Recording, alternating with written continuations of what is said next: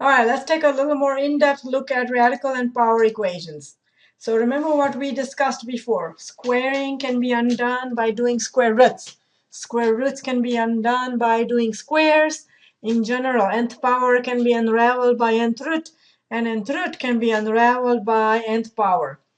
Whenever you work with squaring both sides or taking even power on both sides, or taking square roots for that matter on both sides, you must check your answer after the equation has been solved because you could end up with extraneous solutions.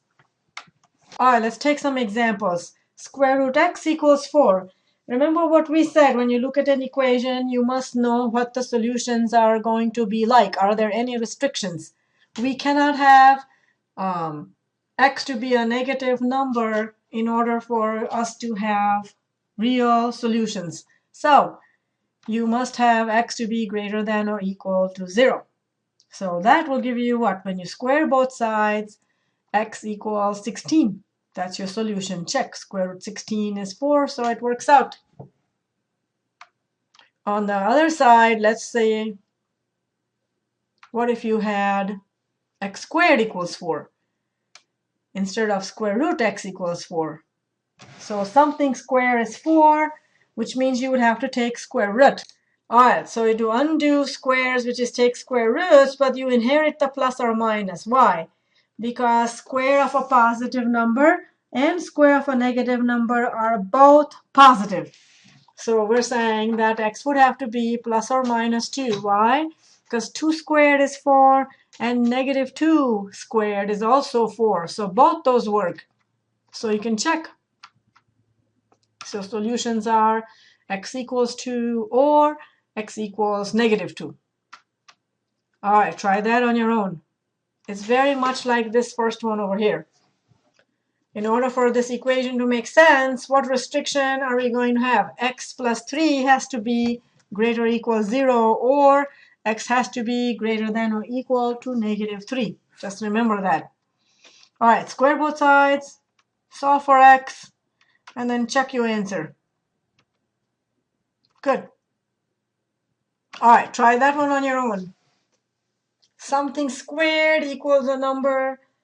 So you're going to take square root on both sides. But remember, if you take square root, you're going to be doing plus or minus. So what does that mean? That means x plus 3 can either equal 2 or equal negative 2. And then solve for x. So two solutions will come out. X equals negative 5 or x equals negative 1. Check. Negative 5 plus 3. That will give you negative 2. Bracket squared is 4. Check negative 1 plus 3, which is 2 squared, which is also 4. So they both check out. So x equals negative 5 and negative 1 are both your solutions. All right, what do you think will happen here? Look very carefully. When you put real numbers in here, can square root of a real number be a negative? The answer is no. So let's just say I forgot that and I'm going to solve. So first, in order for this to make sense, we would have to have square root of this number. Square root only makes sense if you had 1 minus 2x greater or equal 0. So the restriction would have to be that 1/2 is greater than or equal to x. Or x is less equals 1/2. Only then this inside will be positive. All right, so let's square both sides, solve for x, and see what happens. We got x equals negative 4. Check it. So 1 minus 2 times negative 4, which is 8. 1 plus 8 is 9. Square root 9 is 3, but we want negative 3. So it does not work, so no solution. And we could have seen that right away. Square root of any real number is always a positive number, so there is no solution to this equation. So it does not work. Try that on your own. Something squared equals 3, so take square root on both sides. So 1 minus 2x is either square root 3 or negative square root 3. Subtract 1 from both sides, divide everything by negative 2, and here's your two solutions. All right, try that on your own.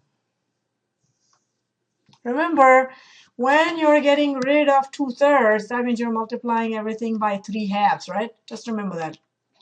So I can choose to multiply everything by 3. Remember, you can add same number on both sides, subtract same number on both sides, multiply the whole equation by the same number on both sides, or divide the whole equation by the same number on both sides. So let's choose to multiply by 3 and then unravel. So when you multiply by 3, look what happens. 3 times 2/3 will give you a 2. 5 times 3, 15. 6 times 3, 18. And your equation looks like that. Remember, our task is to solve for x, so we need to free this x from underneath the radical sign.